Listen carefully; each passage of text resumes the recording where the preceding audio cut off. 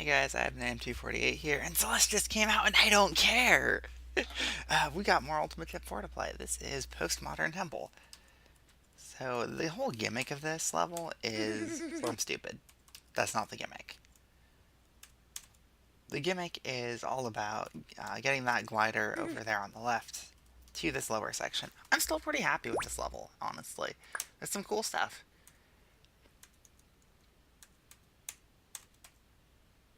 We're just going to wait on these teeth. So now that those teeth are stuck, I can get these other red keys.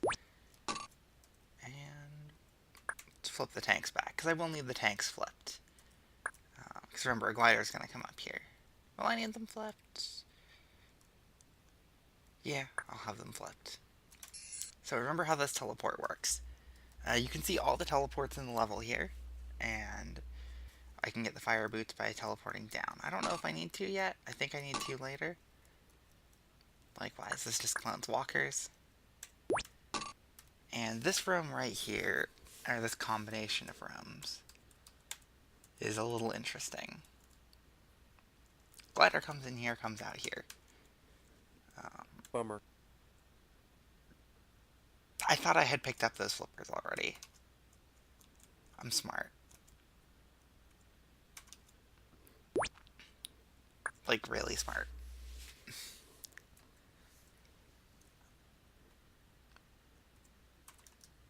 Alright, let's do this right this time, maybe.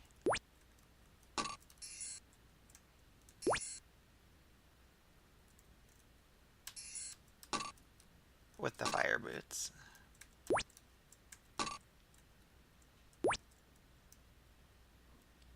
So what happens in here? Okay, it's just that.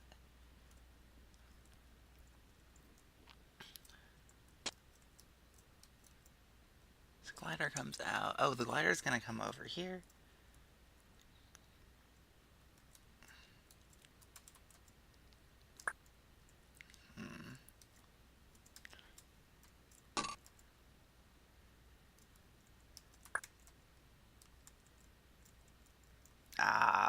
Yep, we gotta release the pink ball to partial post this glider. So glider goes up, glider goes in the trap, glider gets released from the trap. Also, yeah, the hint is just teeth go on the floor source, glider goes with the paramecia, and chip should never enter the bomb. This teleport from the north. Or going north, sorry. So we've got the glider in this room. It's just a matter of somehow adjusting the tanks so that the glider goes down here and screws over the paramecia. And you can just finish. I like the level. I think it's pretty cool. There's some minor annoyances, and obviously it's a level based around getting one monster through a series of rooms. I think the coolest part is the wall pattern, but as you can see with the exit room, I had to break that pattern. Anyway, using darkness to light the way. This level is more for its title than anything else. There's invisible walls everywhere. I do mean everywhere. And then there's the random dirt. I don't remember how the paths all work out here, so I'm just going to meander around and ramble about stuff. I should have prepared rambling topics. In any case, I know Josh has been doing a lot more Josh L2 playthrough, which is pretty cool to see. And he mentioned that a lot of the time he has a level title in mind these days before making a level. I usually just slap down tiles and then name something. The theming comes sometimes not even first.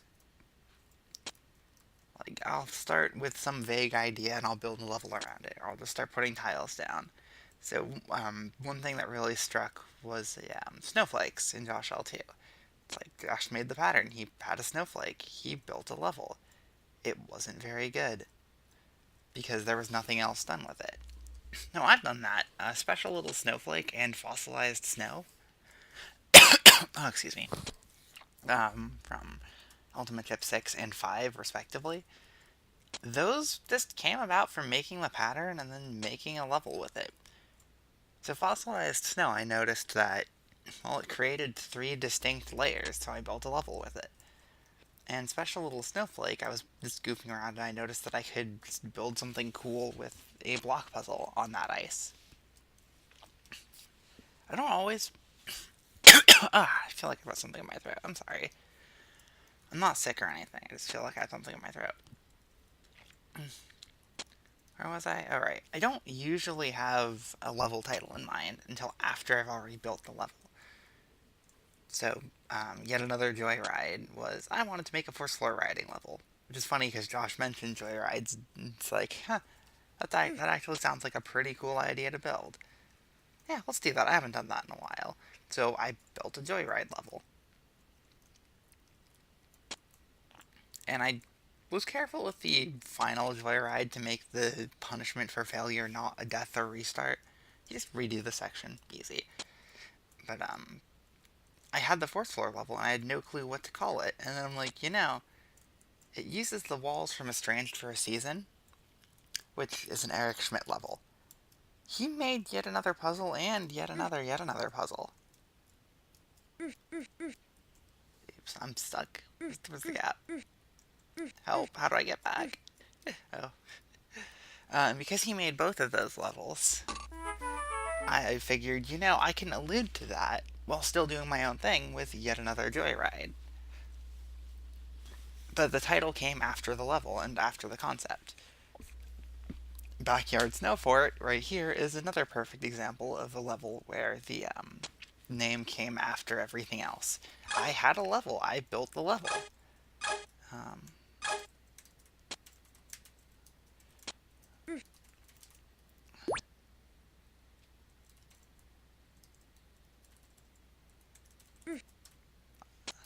I used to know how to boost this, like, by heart. Did I get it in time? I'm pretty sure I did not. Yeah, there it goes. Alright, let's push this block up, and then we'll retrieve this one, and try and loop back around to that,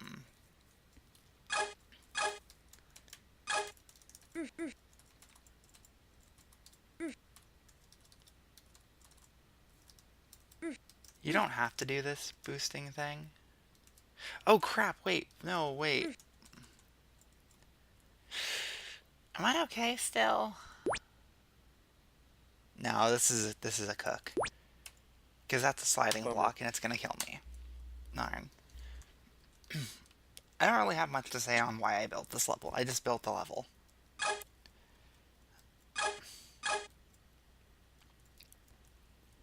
So let's do this the silly way and not the semi-awesome bold route way. This level has a pretty legit bold. You don't have to boost anywhere near perfectly through this. But the better you're boosting, the easier it is, of course.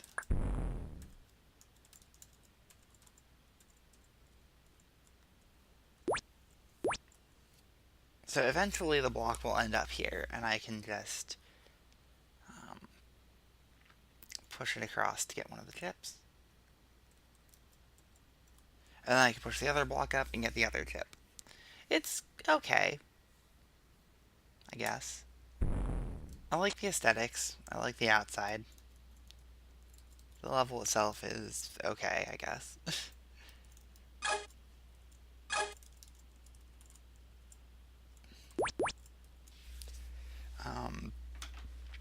So sometimes when I have a level title in mind, just to go back to that discussion, or topic, I'll have the level title in mind, but I won't know what I want to do with it. So often these titles are based off of something else. So, Spyro 2 names. I have a level called Skila's Badlands. That one came later. But later I wanted to make Shadeija Oasis, so I came up with ideas for what I could do with a level named Shadeija Oasis. This is Meander. It's short circuit if stuff was a little different. It's pretty easy.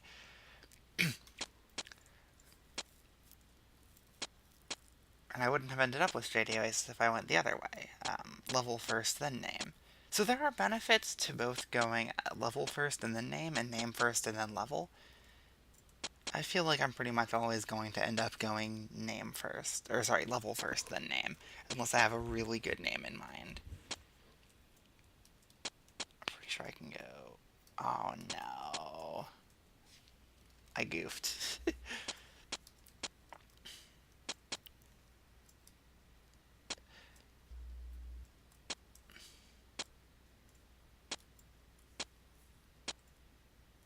I double goofed. What?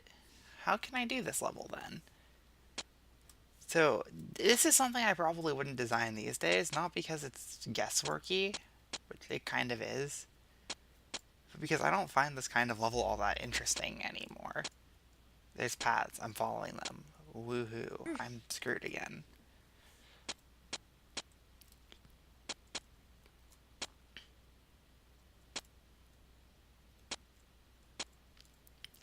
Like Short Circuit, I used to really like Short Circuit because I knew the path by heart. But now I see Short Circuit as actually pretty well designed. Because it is pretty well designed. You can always rule out wrong choices there. Which, given the... given the level, that could have easily gone wrong. This has a lot more potential paths, and as a result, just kind of falls flat for me. In the chip collecting phase, I do enjoy the run around and pick up the keys. That is, I think, the saving grace of this level. So let's get that blue key and go finish the level. Yeah, not too bad. Labyrinth of the Elemental Waffle is one of those levels where another type of level design that I do comes to the fore. I slapped down a wall pattern, decided I'm going to do something with this, and did something with it. And the result was Labyrinth of the Elemental Waffle. There's elements. It's sort of labyrinthine. It looks like a waffle. Yes, I know, fantastic level design. Truly, an inspiration to us all. Josh should take notes. Alright, this is something people would probably consider mean these days. The combination of blue walls and that slide. Ideally, it should have been a 3-tile slide. I don't like putting 2s in these days. I'll do it sometimes if that's the only way to make the idea fit. Such as Tactical Instinct, which I think only Shane has seen. Oh wait, there's a socket over here. Can I get to it? No.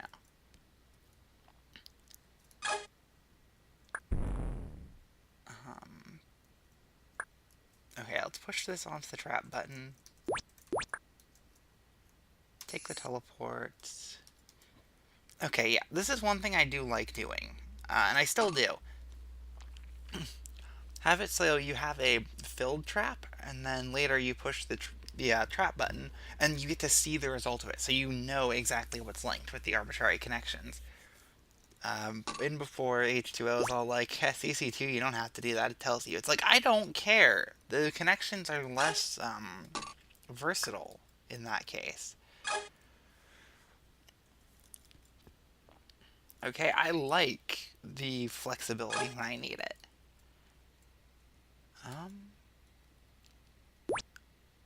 Yeah, let's push that button. Toggles are flipping. And I can just go finish the level. So I still like this one. This one's probably one of my favorites from the set that hasn't received a lot of praise. Speaking of levels that, to a certain extent, have, this is Secret Underground Society. It's level 80 of this set. It's level 40-something in CCLP4. And the bold is 2 seconds higher than this. Shoutouts to James and his glider cloner nonsense. I mean, let's be honest. It's James. It's glider cloner nonsense. That's what he does.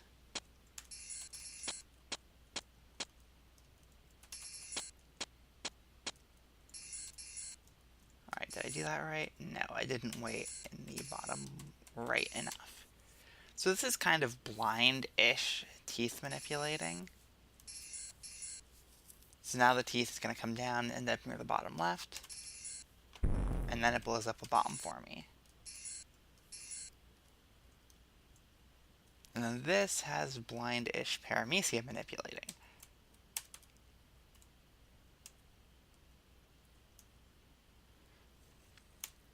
You can kind of see engage, but it's not the best.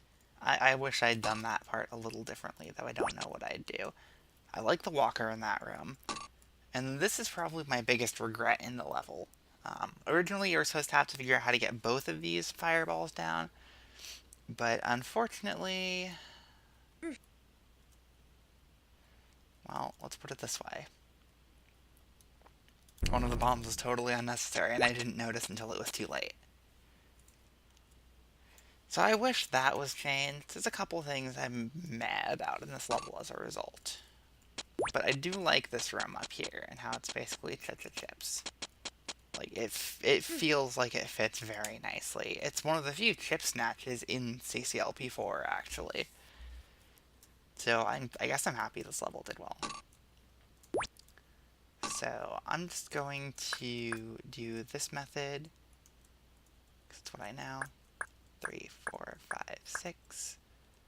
So this is going to look weird, because I've just gone and sent a glider down here to blow up a bomb for me. Oops, wait, that's wrong. Crap, what do I do? I'll send it down and it should come back up. Right? Oh, that's gonna be fun.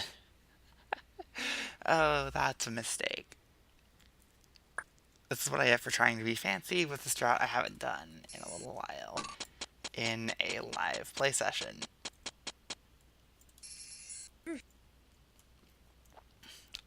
So I have spent a long time on this level. Not so much to find what James found. That did come up eventually, but to find something completely different. And what I found is absurd and took me something like 3-4 hours of testing one thing to finally stumble on the right combination. Okay, so how am I gonna do this? Because this was a mistake. I need to figure this out. Oh wait, no, I know what I can do. So if I'm correct, eventually the glider would get out like that. Get trapped. I can just do this. And finish the level. That was silly. But yeah, that's Secret Underground Society. I've played it a lot because of CCLP4. Let's just put it this way. I got 344, I think it was. Did I find a 344? Or was it just in a better 343? I think it was 344 I got. Okay, here's Atomic Level. This is basically Double Maze with elements. I'm going to play it, and then I'm going to play back my solution, which is a minus 0.9. And here's the thing about that being a minus 0.9. Apparently, it's actually 1 second inoptimal. I don't know if that's due to execution, or if it's due to root errors, but I am better than I was when I set that time. So I'm hoping I can see firsthand what it is I'm missing. If it's execution, I'll see that. If it's root, I won't, because, you know, double maze.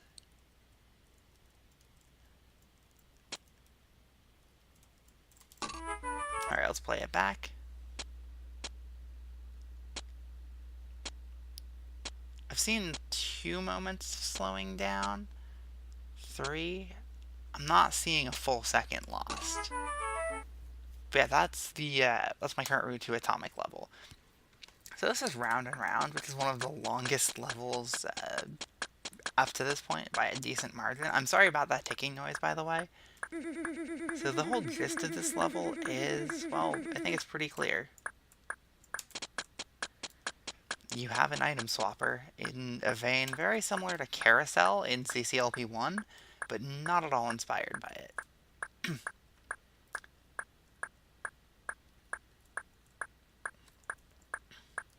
Like, I'd say the similarities are mostly superficial.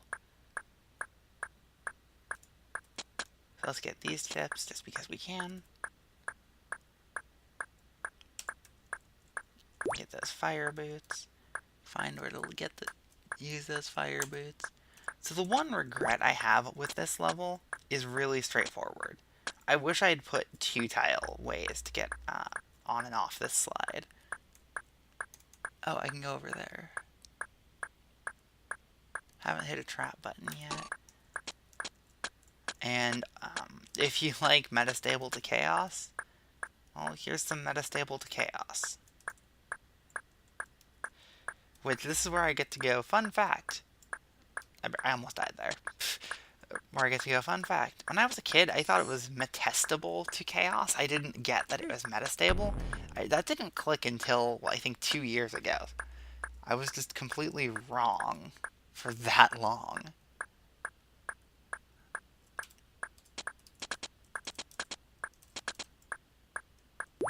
Green key. Yellow. Alright, now for this part. This part is probably the trickiest part of the level. And even it's not very hard, it's just a little bit of monster manipulation. You know, always a fun time.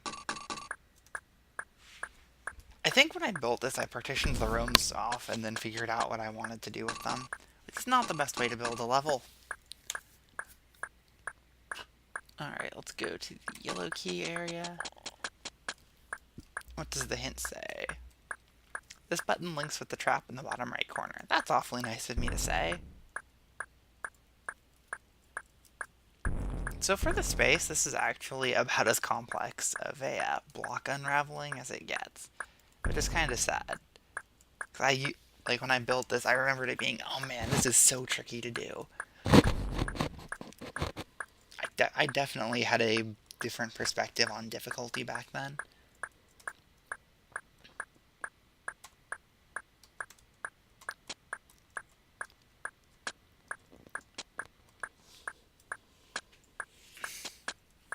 I've remembered that, honestly. But yeah, I definitely had a different perspective on difficulty. Like, I have gotten so much better at the game in figuring things out and in just understanding mechanics.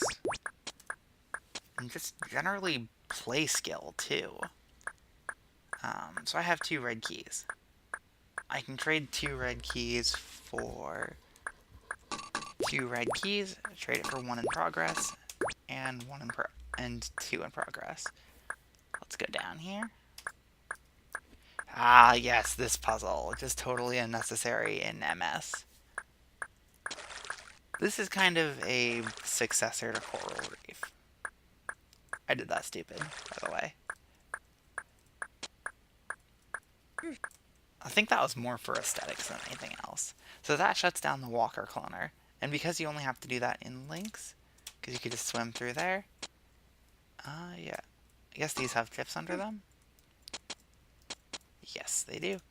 So where's the socket? Is that at the top? Yep. Huh. Alright, so that's a clever little puzzle. At least I think it's clever now. So, it's not all that complicated, but, you know, it's one of those little things. So, socket, socket gives me suction boots, gives me access to skates, and the skates let me go up here and finish. I like that finish. I really like that level finish. It's a slightly unexpected way, where the socket has a few more steps behind it, but the socket is still based from the start. Your goal is the socket. That's a kind of level design I've tried to do more often. It's not always easy to come up with interesting things to do past the socket. You run the risk of making it to, you get this thing to get this thing. But it works well in a level where you're getting a thing to get a thing to get a thing like that. Noxious Swamp. I love this concept. I've nerfed this level so many times since it was first created. It is all about force floor overrides.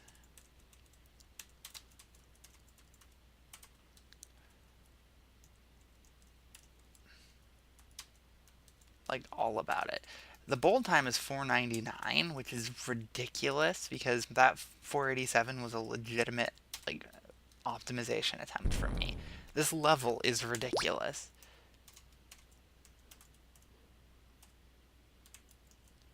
In a good way, I think, for the most part. I'm not even caring about like being Link's compatible here. I put a lot of work into designing this. Like, and I fixed a couple busts in this section. There were quite a few busts in this section, actually. What am I supposed to do? Oh, right. Yeah, you can see, like, there's just so many required overrides.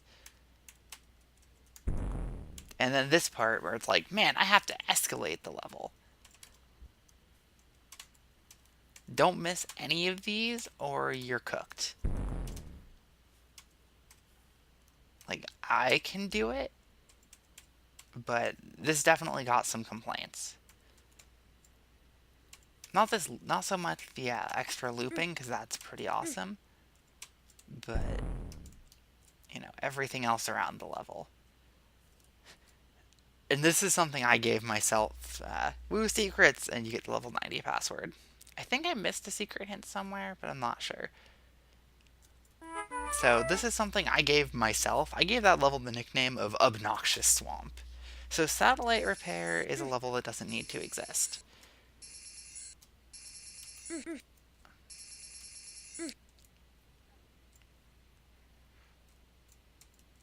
I hope you like gauging multiple balls like that and teleports, because that is the entire level. Okay, let's wait for these to line up again. And run. And oh look, I get a chip now. I get a chip now. I mean, it's a level. I've played worse. I've played a lot better.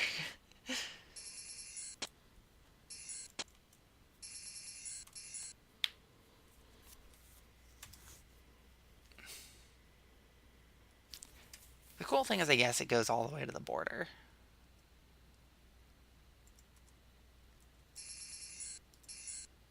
Oh.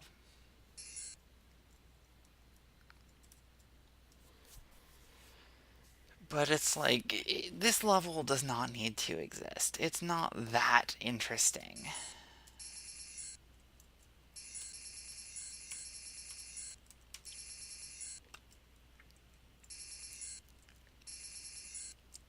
It's like, okay, cool, there's a teleport square. That wears out its interest very, very quickly. Anyway, satellite repair is done, and I get to move on to Bubble Wrap, which is going to be the last level of the video because it is a bit of a lengthy, stylized campaign level. And you can get the gist of it already. There's these little cross-shaped rooms, and it's patterned, and collect stuff, and do stuff. That's it, this is the whole level. I don't even know what the keys are for, because I know they're supposed to be for the stuff in that lock, but I can just take a block up through this room. And oops, now I have the walls toggling.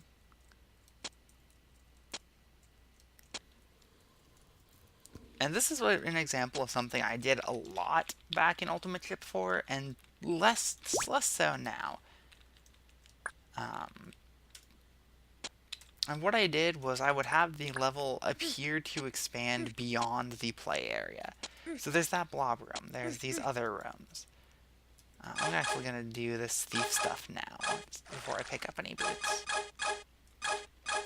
There's all these rooms that you can never access that are just out there. Like, to be fair, though, this pattern's awesome. Like, that, I am very happy with fitting that in. I don't so much do that kind of thing anymore because it does annoy people to a certain extent. And it makes the level harder to play.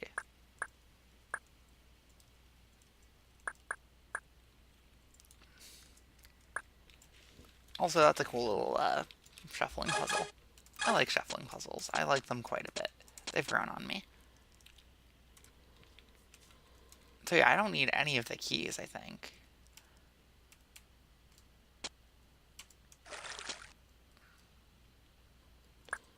I wonder if there's some cool slide delay nonsense I could pull here.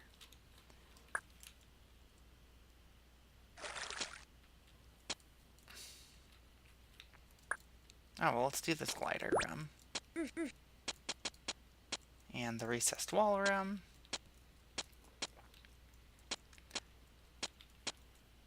Yeah, this is the kind of easy level I almost wish I could still make.